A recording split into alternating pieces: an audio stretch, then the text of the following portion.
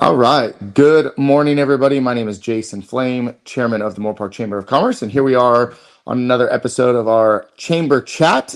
And I have Amy with us today, and I'm excited to have you talk about yourself and talk about the Boys and Girls Club of Moorpark in Simi Valley. So, really quickly, guys, Amy is a leader, a dedicated community leader who is passionate about empowering women and girls as a charter member of Soroptimist International of Simi Valley.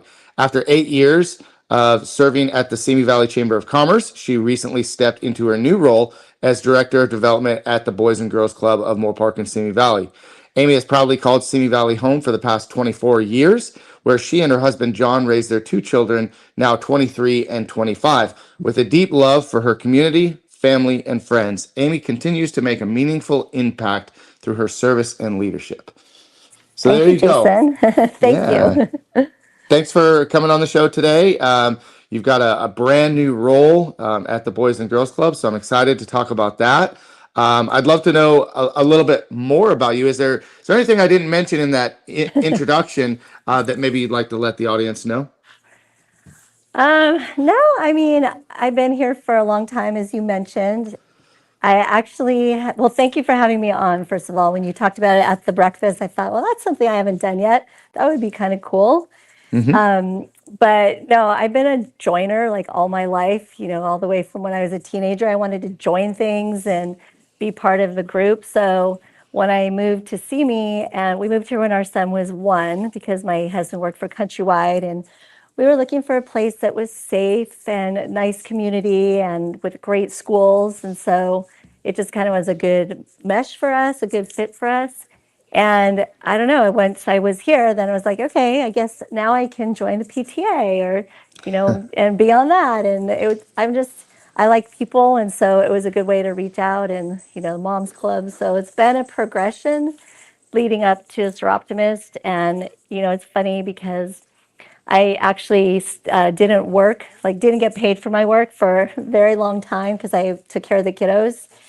And it just, when it was time for me to go back to work, it just led me through to nonprofits kind of organically. So yeah, And here you are. and So now, here where I where am. where did you come from? I came from Los Angeles, actually, and I've kind of done some roundabouts. I worked for the Hyatt. So I went to college at University of Hawaii because, why not, right? And so after that, I started working for the Hyatt Corporation in Hawaii, and then that took me around the country. And I was an opener, so I would open properties throughout the country. And then when I was in San Francisco, I met my husband, who was from Encino, and I was from, essentially Calabasas, is where I was raised. So it was like, okay, I guess something's calling me to go back home where I started from. So came back home, but I was in the hospitality industry for 15 years, and it really kind of lent itself to the career path that I'm on now of just connecting with people and networking and meeting new people all the time. And I just find people fascinating, and so I've always gravitated towards careers that put me in front of large amounts of people. And so it's kind of, and then working for the chamber was a great experience. Love them. And Kathy Van Etten is an amazing person to work for. But after 8 years, it was kind of like, okay, do I see myself doing this for 10 more years, or is it time to just make a little shakeup and promote some growth? And so that's kind of, and Earl over here at the Boys and Girls Club called and said, hey, do you know anybody who might be interested in this job? Mhm. I said, maybe I do. So yeah, So yeah, so it's good. tell me a little bit more. You say that you're a joiner. When you had kids, you joined the PTA, you joined the things. Where does that stem from? Like, was that an example that your parents set for you, or how, Um, no, actually, my parents were friendly people, but it's funny. It's so funny, Jason, how we were raised then to how our kids are being raised now. Like we were essentially like wild animals that didn't have parents around, so we just kind of, my brother and I kind of raised ourselves for a lot of it.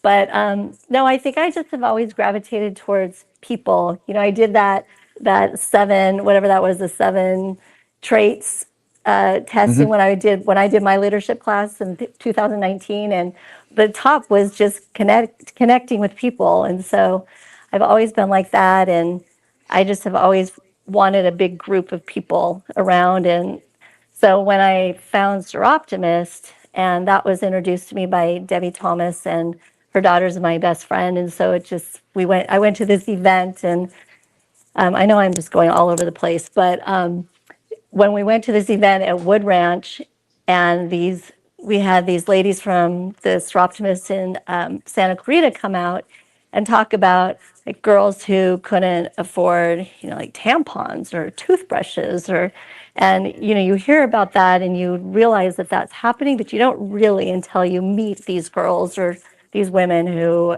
are really struggling. So that my whole pathway from, you know, uh, my childhood groups that I joined to PTA to really led to Soroptimists. And so that's been a very, very meaningful part of my life. So, Awesome. Awesome. Well, let's dive in a little bit deeper into some different categories here. Let's talk about okay. community impact. You've been involved in community leadership for many years.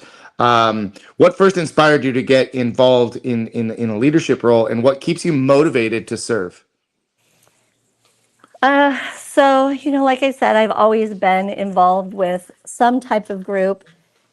I'd like to say that it's all altruistic, but really it's not. It makes you feel good to give back and to help other people. So, especially with Soroptimists, where we help women and girls find their pathway out of financial distress or abuse. I really didn't know anything about human trafficking at all. Didn't even know it existed until I went to my first meeting in Ventura, and I was just overwhelmed, and it's just such a terrible thing that happens, and it's right here in Ventura County. So our club has made sure we've always had some type of a program to bring to the community every year and show them what's happening in our community. And our community is not just Simi Valley; it's all around us. So we have a great chair, Debbie Samuel, who takes care of that, and she has a good relationship with our district attorney's office. But more than that, just you find out information about a woman who is in a domestic violence situation and needs $1,000 to get out of the state, and we've done things like that too. And then we have our girls programs also. So I think when I was working at the chamber, it was great, especially during COVID. We really the programs really showed up for our business owners, but I kind of felt like there's something in my heart that needed to be fulfilled. And I used to be a substitute teacher. I love children. And so it was just when Earl called about this position, it was like, wow, this is like a great fit for me and to try something new. And so sometimes you'll have to come here for a tour. I heard that you've been here before, but I've been there several so that's times. what I hear. Yeah, Yeah. but I love giving tours of this place. People are always just like, "Oh my gosh, I didn't know that was going on." But sometimes in the middle of the day, I'll get kind of like, "Okay, I need a little break," and I'll just go into our kindergarten class and just sit with these little ones, and they're so cute. There's one girl that comes up to me every time I go in there, and she goes, "I'm the boss of you." And I say, well, that's good. Somebody has to be. So I'm glad it's you. But I mean, that's so cute. She's only in kindergarten and she has so much, enough confidence to come up to a stranger and say, I'm the boss of you. So and the kids, just to get that energy from the kids is a great feeling here. So, and the people who have worked here have been here for like 30 years. So that tells you something about, working here. So I won't be here for 30 years. I'm too old, but I'll be here for a number of years.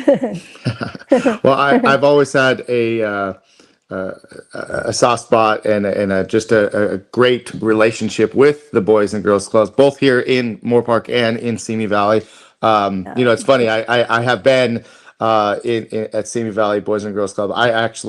That's where I became a professional wrestler. Is we had Oh, professional wow. wrestling at the Boys and Girls Club, and so Oh that my was gosh. a really Wow. special place. Yeah, for a long, long time. And then we brought it over to the Boys and Girls Club here in Moorpark, and we've worked with them with stranger danger classes and self-defense Mm, classes and working with Scott for many, many years. So we'll get yeah. to the Boys and Girls Club in just a minute.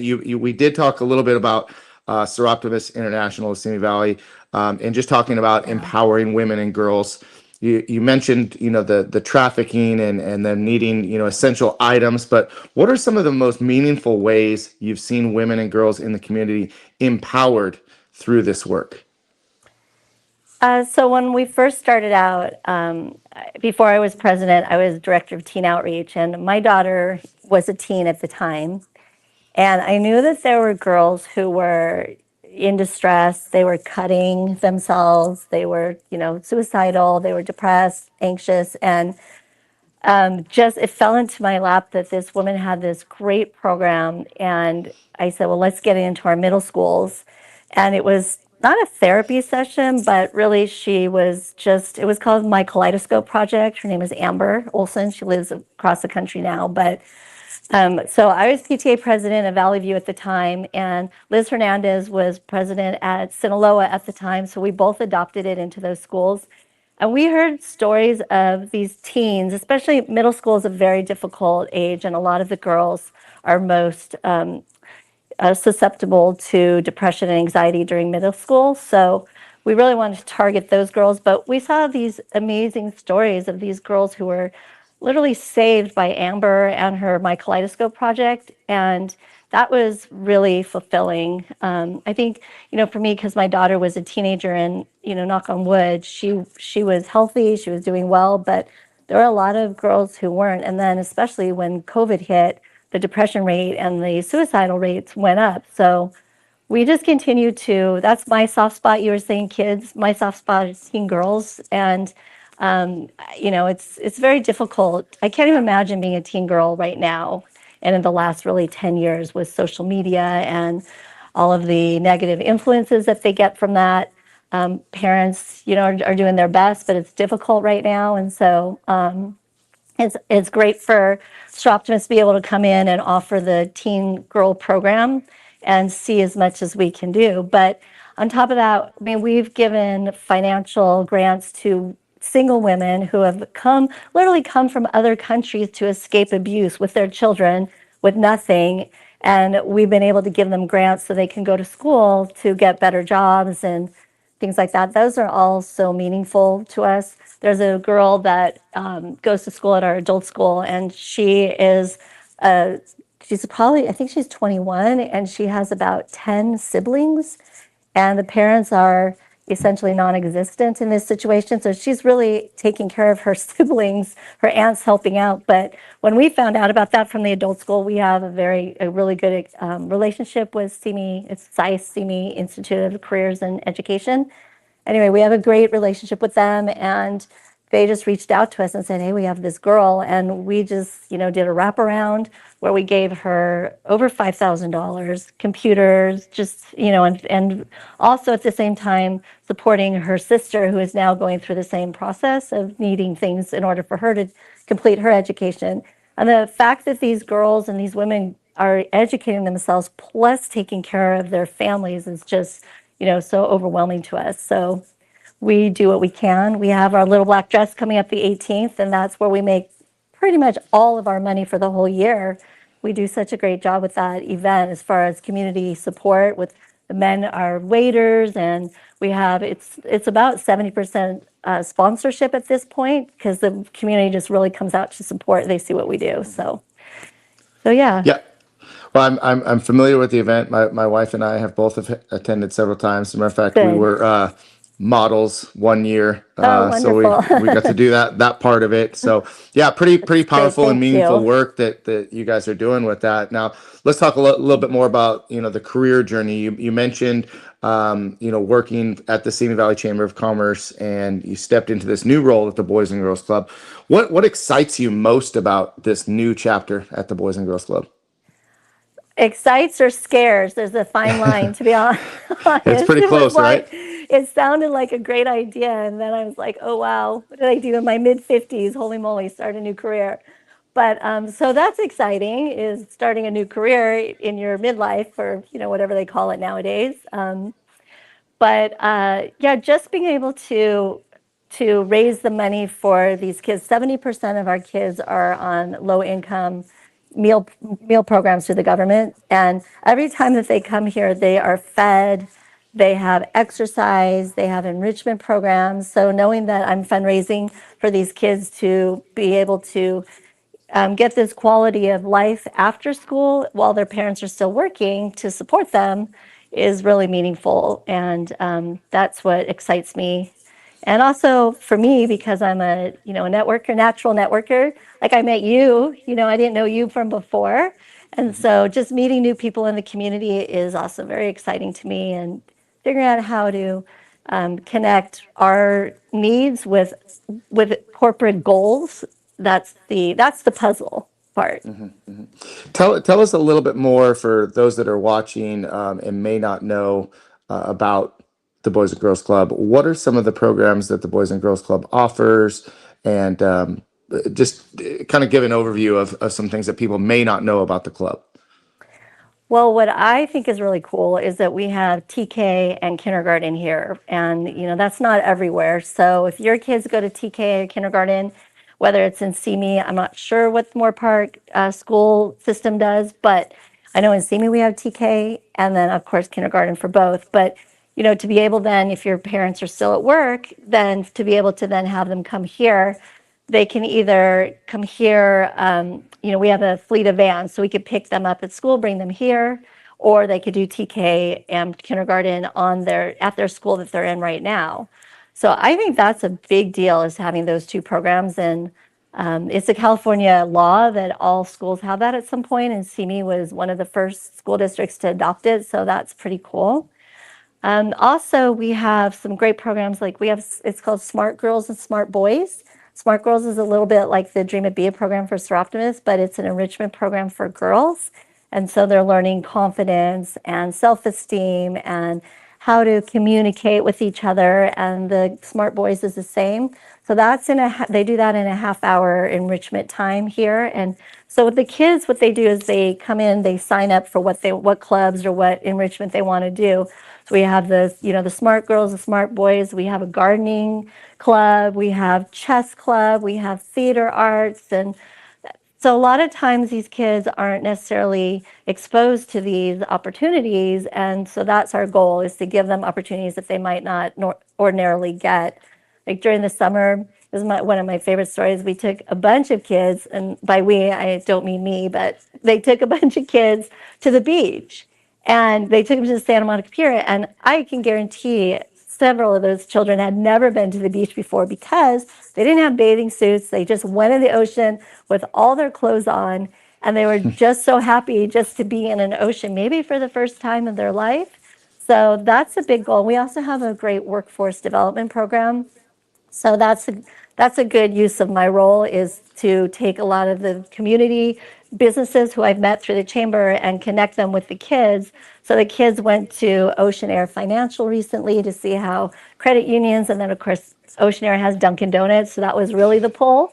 And then they're going to Chewy's. They're going to learn how restaurants work, and so any type of business that would like. Oh, and the girls, which we specifically picked, the girls are going to a car repair shop that a friend of mine owns, and she owns it.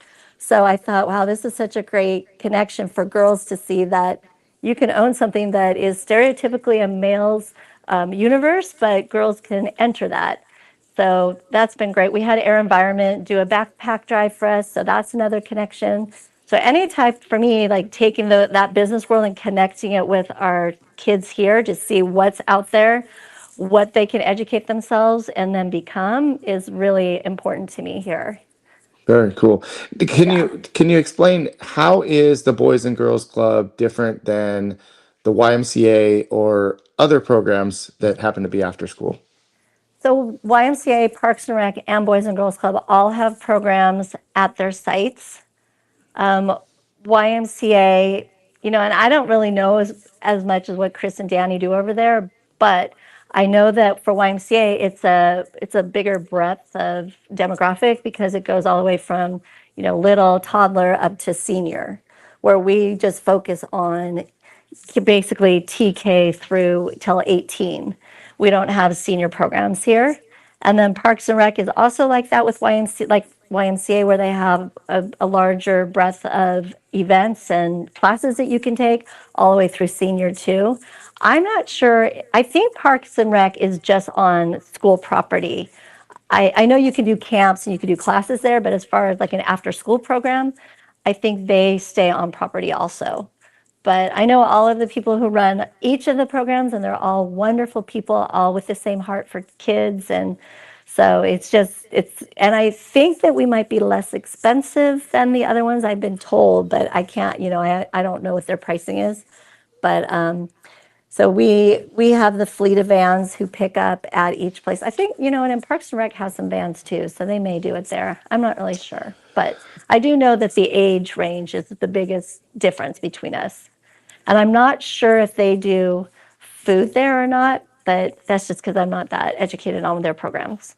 Got it. Got it. Well, thanks for sharing that with us. And I know that that's kind of a common Yeah. question that people will ask. So Hmm. let's talk a little bit more about personal connection. I know we touched a lot on this before, and how you've lived in Simi Valley for 24 years and raised your family here. How has your personal journey shaped the way you give back to the community?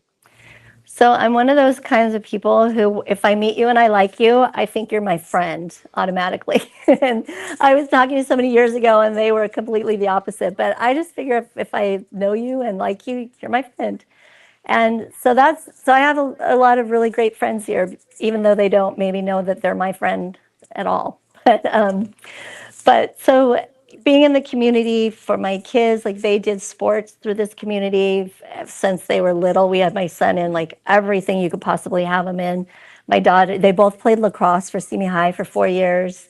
So we've been part of that community. We also used to camp, and so we have that community too that we used to be involved with. But I just find that, having friends for me is very important. And Simi has been pretty easy to do that in. They're really friendly people. They have the same, typically they have the same feeling that I do, that they really want to create a community and friendships along the way.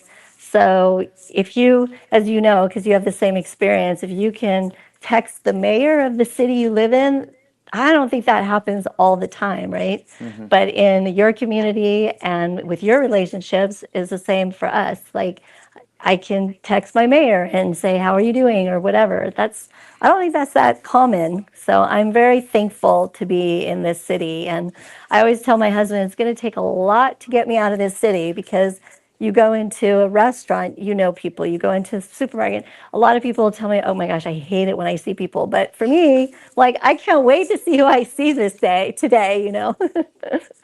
Well, it all depends on your time. If you're in a time crunch, because sometimes you could be going into the grocery store and you just need to grab one Yeah, thing and get out, and before you know it, you're there for 30 minutes or talking to everybody up and down every aisle. So, I mean, yeah, it definitely has I has love its it. benefits. But if you're in a time crunch, sometimes that's a challenge. Tell me, what is Yes. your favorite memory of living in Simi Valley? You talked a lot about your kids played sports and activities. What's one of your favorite memories of living in Simi Valley? Oh gosh, that would be so hard to even say. I can tell you. So, my best friend here, Brandy, I met her, and I don't even know. This is not like a favorite memory, but it's important because it created a trajectory of a lot of my life. Is meeting her. Mhm. She just walked in. She lived down the street. She walked to my house. We were doing some renovation, and then the next thing I know, we're in our mommy and me together, and we created a friendship from that. And then from that, I met Debbie Thomas, and from meeting Debbie Thomas, I got involved in the Soroptimist group, and really, I say to people, and maybe you think the same thing, but if you made one change or something just was changed in your life, your whole trajectory of your life would Mhm. not look the same. If I never met Brandy, I would never have met Debbie, and I never would have been in Soroptimist. Or if I hadn't been in charge of the leadership program at Simi Valley at the chamber, I never would have met Earl, which led to this job. So I just think, it's so interesting to me that every move or every decision you make can lead to a completely different pathway in your life. That just really is interesting to me. Yeah, I mean, So, we see it happen all the time. You know, the people we meet, yeah. the connections we make. But It based definitely, on like even where you chose to live, yeah, think about where you chose to live, and now you have this community based on where you live. If you chose a different house, you would have a completely different view of life. Isn't that interesting? it is. It's very interesting. So, It is. Well, let's talk about legacy and vision.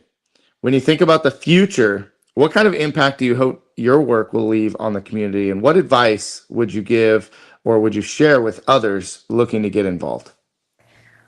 so I really think that, and I've told this to people who are trying to donate to something and don't know where to even donate. And so I Hmm. say, you know what?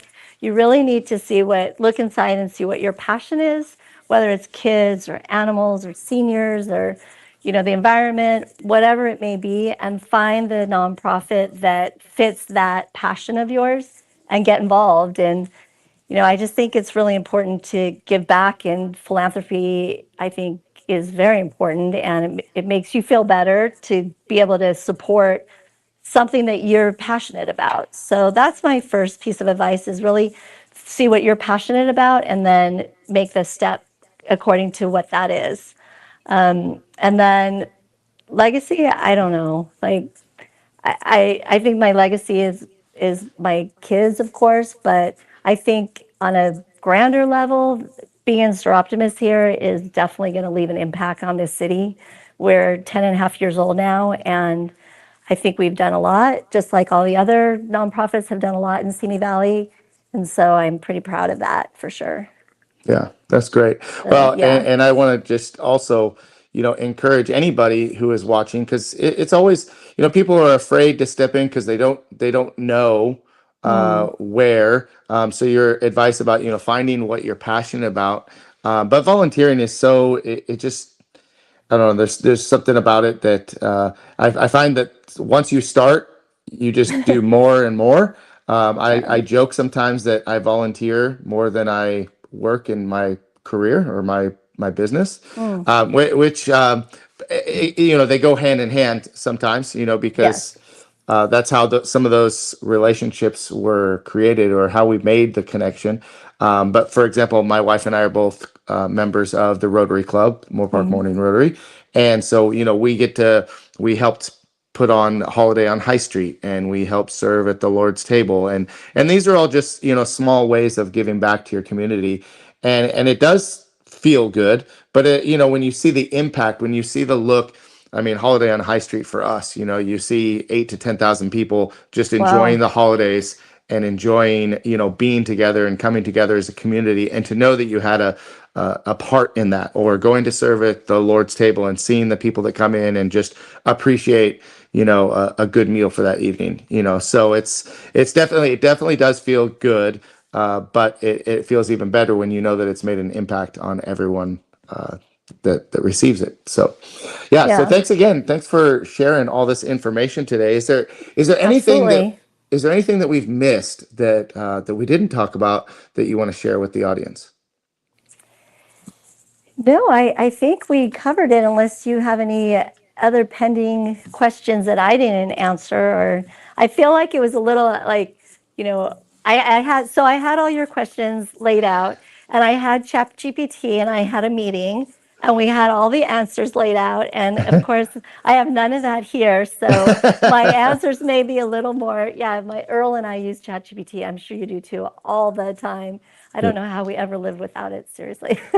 but but no, I think that I do want to say that if anybody ever wants to come and see the Boys and Girls Club, I love bringing people from the outside into what I call our home to see what we're doing here, and I think that's a great step for anybody who's interested in what we're doing, just to reach out to me and come and see it. Yeah, come and check it out. I do have Yeah. one more question. Being involved in the Moorpark Chamber of Commerce. Now, of course, you worked at Simi Valley Mm-hmm. Chamber of Commerce, so you've got a little something to maybe not necessarily compare. But what do you love about being part of the Moorpark Chamber of Commerce so far? Well, I really have to say I love Cody a lot. To be honest, I love her. I think she's amazing. She has a huge heart. She's a hard worker. I know your daughter's working there too now, so she has some help. But for me, the chamber is a great way to, I mean, it's one of the best ways to network, right? You have all the businesses right there. I think a chamber of commerce offers businesses and organizations that opportunity to broaden your, you know, your umbrella, let's just say, so that you can Hmm. meet other people. And I love the Moorpark Chamber because it's very quaint. It's in a smaller community, and I would imagine that people are a lot closer because of that. And I haven't spent much time in Moorpark, except for I really like your restaurants a lot. But besides that, I haven't spent much time in Moorpark, but I want to. And when I first started this job, I went over there. Of course, that anytime you start a job in an organization or corporation, you need to get to your local chamber of commerce and ask them, what do I need to do to be able to advertise or whatever to get my feet on the ground and to network and to meet. And the chambers of commerce are just very good at being able to offer opportunities for any business or organization to expand and to just, even like I used to tell people, I was in membership, I can't guarantee that you're going to have more business because you're here, but I'm going to give you the opportunities to do that. So that's up to you. So chambers, I love the Chamber of Commerce, and like I said, Cody's just amazing. I just think she's great, and Yeah, I love the breakfast at Lucky Fool's Pub too. That's awesome. yummy. That's Well, and yummy. I listen. I agree. You get out of it what you put into it, right? You know, Yep. some people will join any organization, whether it's chamber of commerce or something else, and maybe they don't see the benefit right away, but at the same time, maybe they haven't taken advantage of all of those opportunities that are out there. And there's so much.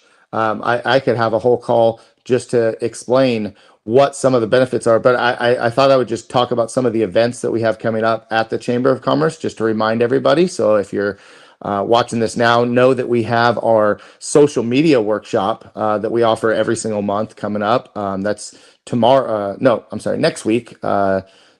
Tuesday, the 16th at 6 o'clock at the Chamber office. We also have a young professionals lunch every month. That happens to be this week, Thursday, the 11th. We have a topic on tap event, which will be coming up. We're rescheduling our September for another date, but where we bring a panel to educate our community in different areas. We have some, talking about banking and credit card fraud, and we had our school district and the Ventura County Community College District representatives there. So, just a really good education piece for the entire community. And then, as you mentioned, the networking breakfast that's coming up on Friday, the 19th. We have a resume building workshop on Thursday, the 25th at 5 p.m., which will be followed by a job fair in October on October 2nd. So the best way to learn more about all these special events and opportunities that we have, go to the Chamber of Commerce, moorparkchamber.com, and you can check out our website. You can find us on social media at Instagram or Facebook. Also our YouTube channel, which we're streaming live on right now. So please make sure that you subscribe for future videos. But yeah, there's a lot that the Chamber has to offer. And if you just jump in, you'll be able to take advantage of a lot. So, And Amy, thank you. I want to say one more thing about your Sure. chamber, which I think is super cool, is that you can do free advertising. I don't remember if it's one time a month or two times a month that Cody will send things out to her database for you.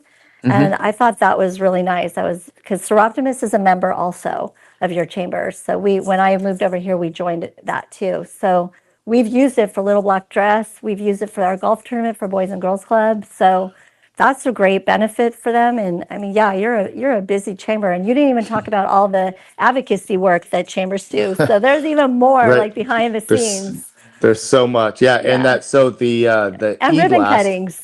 The ribbon cut, we've done a ton of Yeah, ribbon cuttings yeah, and grand openings recently, but the chamber yeah, e-blast is something that goes out every Monday, actually. So yeah, so yep. again, Amy, thank you for sharing all your information Yeah, about thank you you for and having me, about Boys and Jason. Girls Club, and I'll see you, I'm sure, at the next event. You'll see me at Any the next event. Anyone else that would like to jump on a chamber chat, talk about yourself, talk about your business a little bit? It's a great way. You're actually networking with a pretty broad audience here right now. So if you'd like to take that Perfect. opportunity, just reach out to Cody at the Chamber. But again, Amy, thank you so much. Hope you Thanks, have a great Jason. day. I'll You see you really too. soon. Okay, bye-bye. All right, bye bye. Thanks, guys.